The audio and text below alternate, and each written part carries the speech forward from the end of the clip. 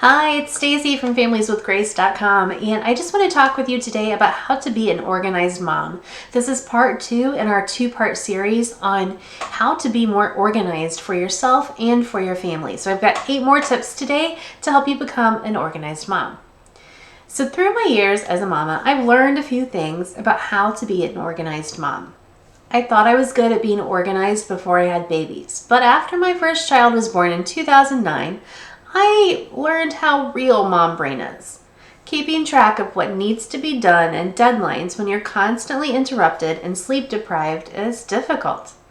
I'm less sleep deprived nowadays, thankfully. However, I still need strategies to keep organized and on top of everything in our lives. From work to chores to school assignments to daily tasks and beyond, being an organized mom helps me not drop the ball too often. It still happens sometimes. I am far from perfect. But these tips do help keep me sane and organized. When I started putting together this list, my plan was for one blog post about being an organized mom. Then I got on a roll and I realized it was too much information for just one post. So if you have not checked it out, make sure that you also check out the first 8 tips on becoming an organized mom as well. All right, so we're going to continue on from the first 8 tips. So number 9 is ask for help without feeling guilty. Oof, it's difficult, isn't it? So a couple of months ago, my oldest daughter put in a load of clothes to wash for her and her brother. She saw they were piled up. I meant to do laundry for them the day before and got busy. I felt a nudge of guilt that my daughter was doing laundry and I was slacking. Then I squashed that guilt right down. First, my 12-year-old is capable of doing laundry. She saw it needed done and did it. I should be celebrating that.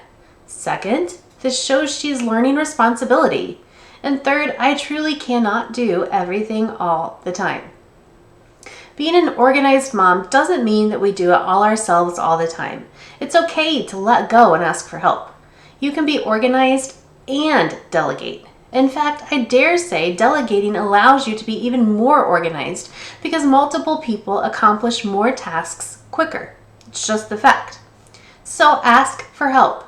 Kids can help with so many chores, from packing part or all of their lunches, folding laundry, emptying the dishwasher, helping a younger sibling with homework, putting away laundry, and so much more.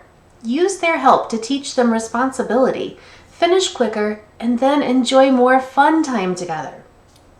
And don't forget your spouse. I have learned in 22 years of marriage that my husband doesn't always know what needs to be done, and he certainly cannot read my mind. Instead of getting irritated with him, I just tell him what I need him to do. Ask for help and ditch the guilt. All right, number 10 of our organization tips for moms. Get yourself ready first or last, whichever works best for your family. Because getting yourself ready is a tricky part of getting everybody ready and out the door in the morning. So I don't like being late or doing things in a rush. It stresses me out. Getting our family ready and out the door smoothly requires some planning and organizing. Figure out if you do better getting ready first or last. If my whole family is going somewhere at the same time, I often do better to get ready first. Then I can easier help with whatever tasks come up. Even now with kids who are 9 and 12, they invariably need help or have questions while getting ready.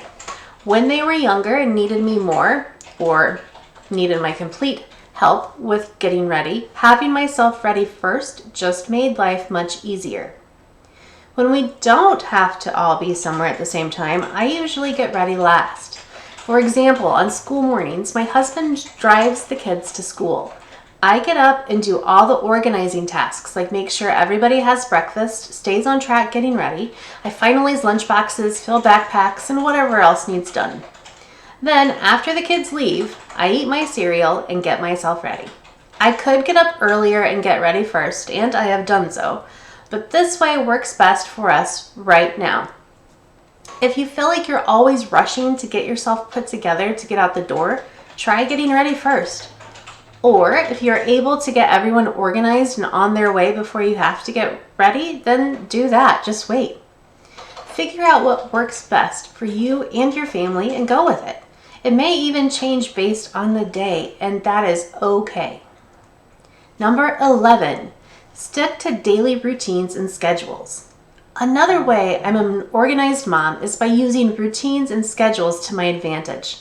We have some tasks so much part of our routine that we just don't think about them anymore and do them automatically. It really does make life easier. Like we keep backpacks, buy our shoes, or we do homework right after school. On and on the list goes. Our routines and schedules keep us on top of things and ends up with less nagging and chaos in the end, which is what we all want, right? I don't find myself scrambling around to make sure everyone has their homework in their backpacks if I know they put it in there the evening before.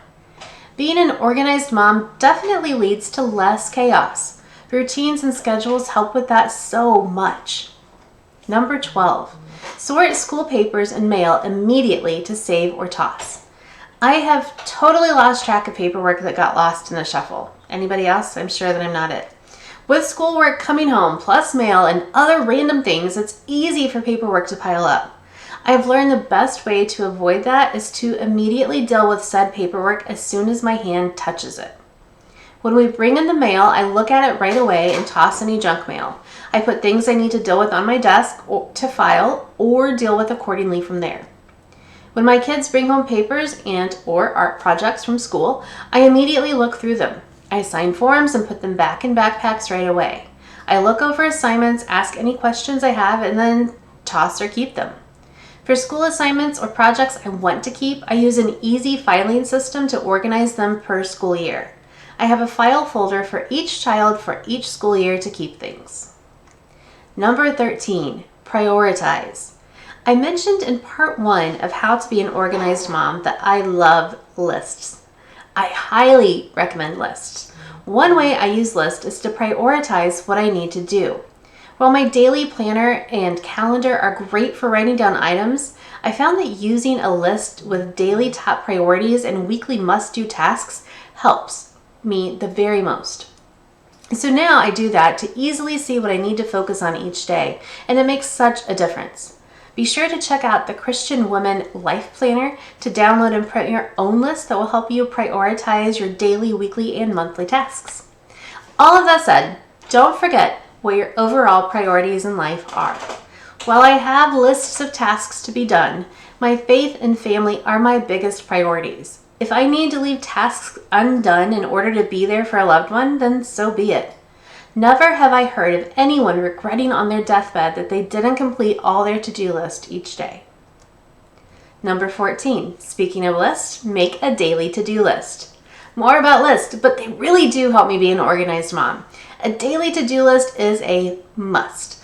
I think when it comes to organization, I love having a list that lets me prioritize that. I love to prioritize the day as well as have a general to-do list of things I just need to do when I can.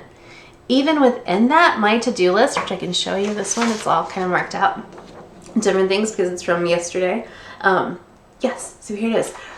My to-do list has sections for top priorities, random ideas and plans, and tasks. So seeing your to-do list in writing helps you focus. Whether you write them down on paper or make the list digitally, give a daily to-do list a try. It keeps you from forgetting what you need to do.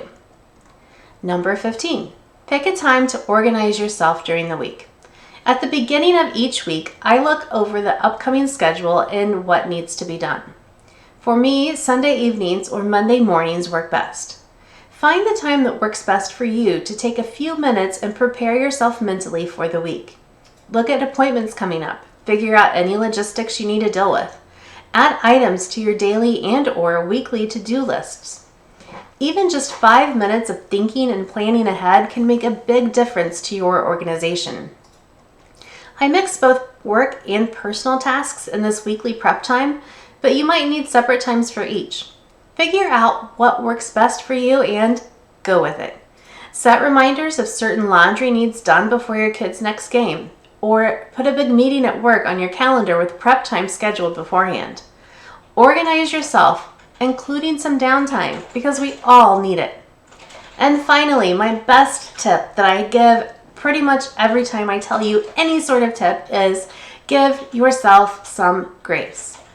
Be kind to yourself. Not every day is going to be great. You're not a perfect mom or a perfectly organized mom. In fact, just yesterday, I sent my daughter's iPad to school with her brother. He ended up having both in his backpack. It happens.